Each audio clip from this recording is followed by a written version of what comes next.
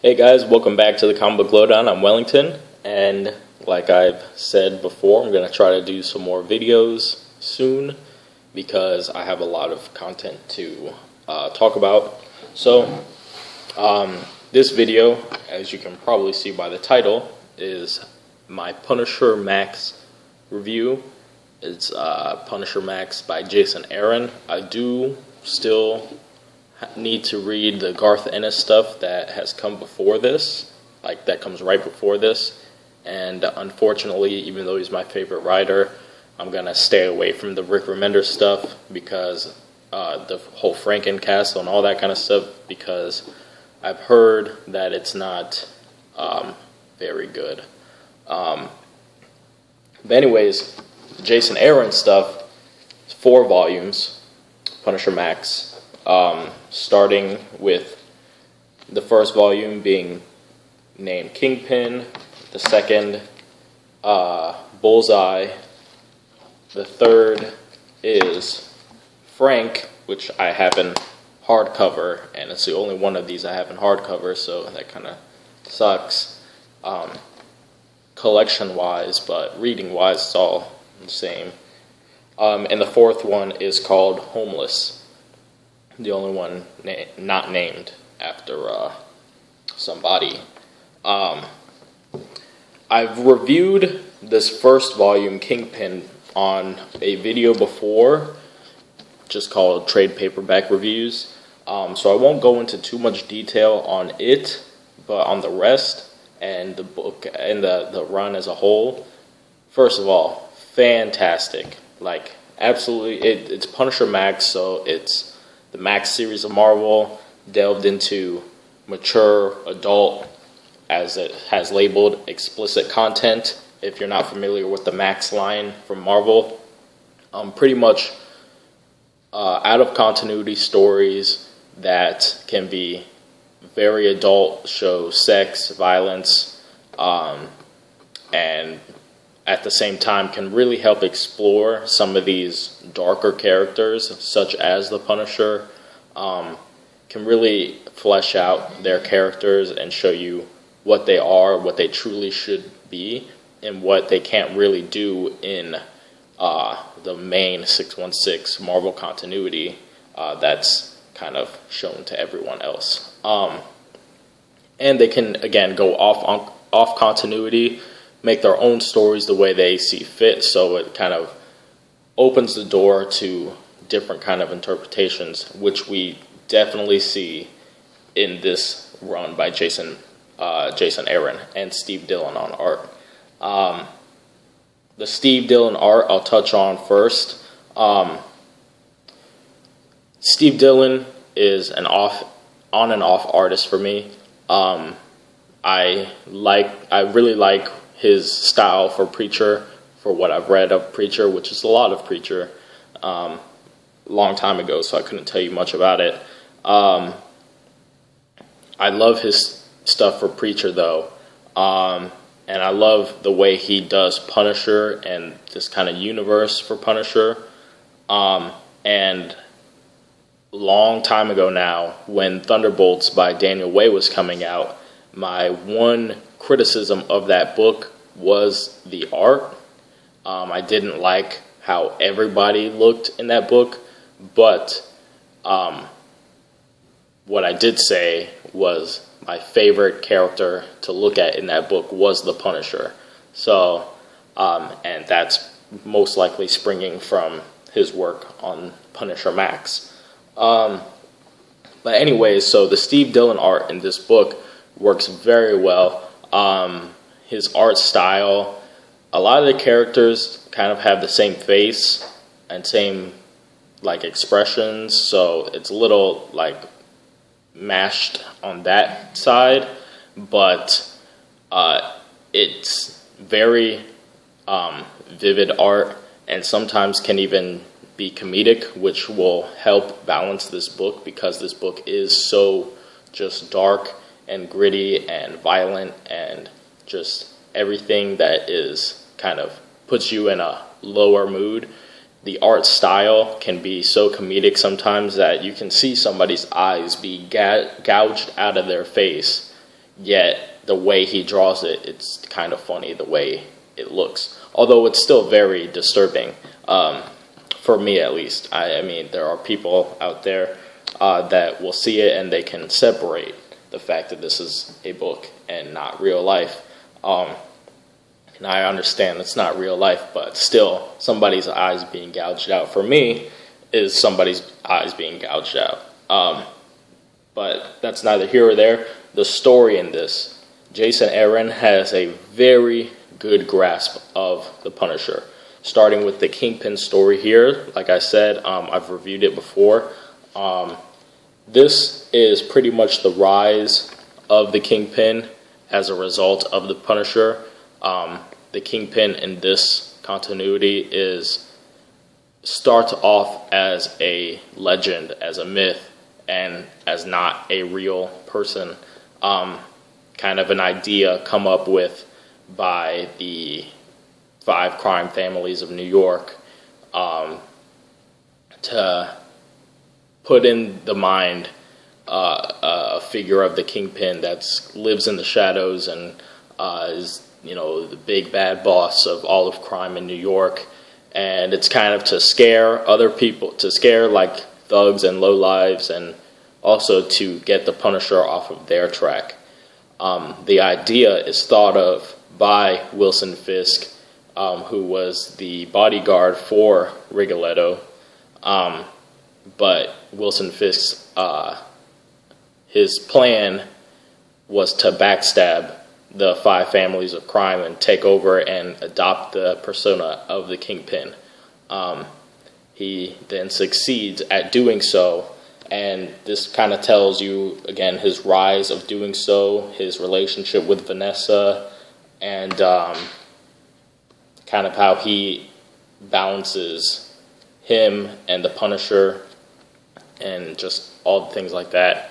By the end of this trade, something very crazy happens that you can only do in a Max story. So the volume 1 starts off with a big bang, all about the Kingpin. But situations and things happening from that volume lead into the second volume, where we see this version of Bullseye, which could definitely just qualify, at least in my top 3, top 2, maybe even my favorite iterations of Bullseye I've ever read. This, you get into the Bullseye Frank Castle battle, where Bullseye's hunting the Punisher as the Punisher is hunting the Kingpin. And the Bullseye is hired by Kingpin himself to do the job. And the way Bullseye goes about his business is he needs to understand the Punisher. He needs to understand his enemy before he can, you know, terminate them. And this means that he goes through great lengths to understand the mental state, how his target thinks, how they walk, how they speak, how they smell, where they sleep, where they use the bathroom.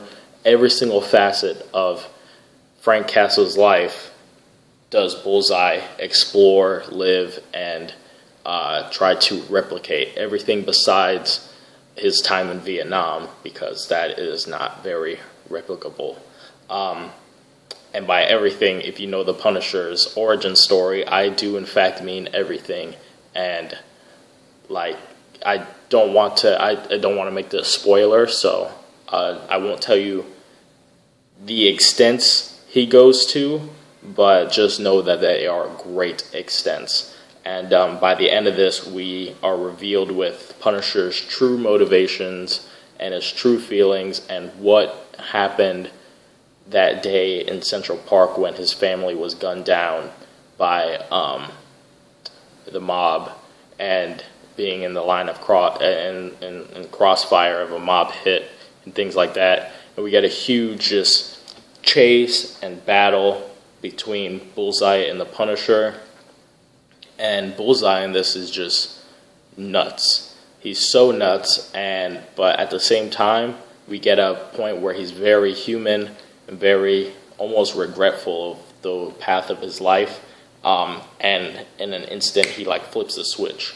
Also, we have another story running alongside with this, with Vanessa trying to get back at Wilson Fisk for events that happen in the first volume, and that kind of story trickles throughout every one of these books. So for the whole run, which events from obviously from the second volume lead to the third, where Punisher is in jail. He gets arrested, and we kind of, in this whole Frank story, we get Punisher looking back on his life as he's growing up after and during and even before Vietnam. We get all of that.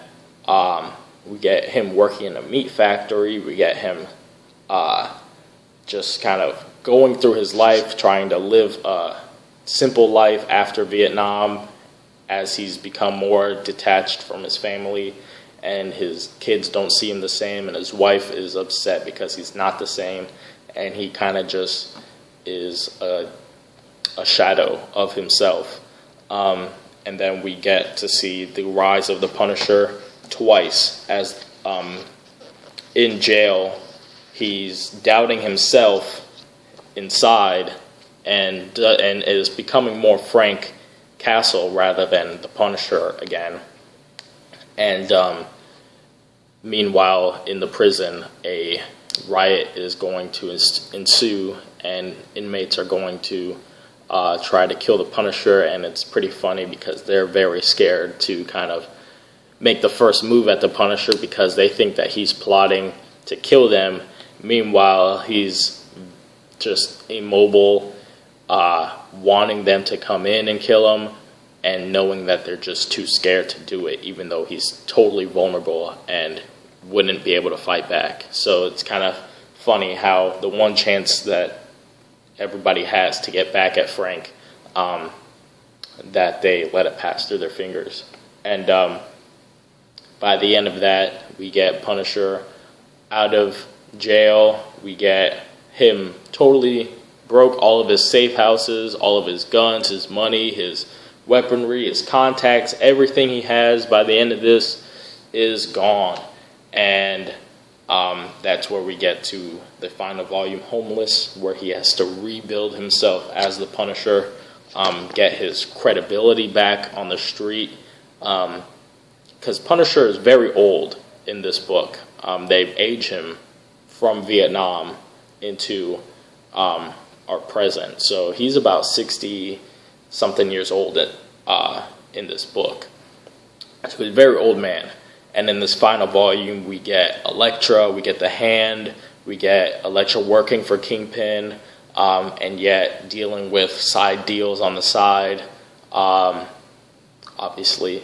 And Punisher still being after Kingpin, and kind of Kingpin being, at this point, he's the kingpin of all of crime. He rules New York, but yet he hides himself. He's hiding from the Punisher. He's afraid that Punisher's going to get him, and he doesn't even leave his Kingpin towers. And so the pursuit Frank goes through to get to Kingpin, first of all, and to get his life back on track. All of his weapons and guns and everything is stolen from him, and he has nothing. There's one part that's really funny in this book that I'll share with you guys, and that's once Punisher is out of jail, he obviously doesn't have his clothes that he started with. He kind of steals some clothes off of some people, and then as he's walking by, just walking around, he passes by a store that says like souvenirs of the Big Apple or something like that, and in the window is a Punisher shirt, which he steals.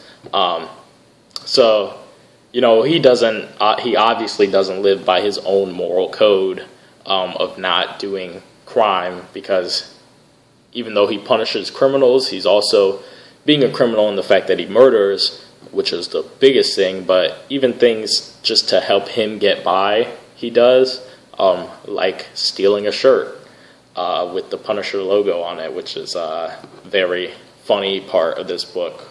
One of my favorite parts, just because it was so, kind of silly. I want to see if I can find that page. Yeah, Big Apple souvenir, I'll show you guys it, as he steals the Punisher shirt. And I love Steve Dillon's skull that he draws on the Punisher shirt. That's just a little added there. But in the end of this, we kind of get the finale of this whole Kingpin Punisher dance that they have, and it is an epic finale, and it leaves you like, where do they go to next? If you were reading this in issues, you would definitely be wondering, where do they go next with the story? And the book is kind of closed out by Nick Fury, who makes his appearances throughout the book, kind of trying to talk Frank from his impending demise as he doesn't listen, and eventually,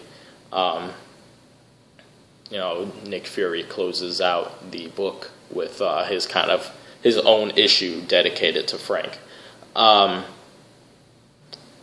in all, the book, I'd recommend it highly. I was recommended to it by my comic book shop owner, just because he knows my taste, and I wanted to get into some Punisher. I never read much Punisher before this, besides Trial of Punisher, which I loved. But other stuff I was not a huge fan of. Now I'm a great fan of the Punisher. And if you want to read some Punisher stuff, I would definitely recommend Jason Aaron's 4 volumes that you can collect. There's also a kind of omnibus, one of the smaller omnibuses of it. You can get that, and that one's not too hard to find, I don't think, as opposed to the Garth Ennis omnibus of Punisher. And yeah, so I hope you guys enjoyed this review of Punisher Max by Jason Aaron and Steve Dillon. I'm Wellington signing off for the Comic Book Lowdown. I'll see you guys next time.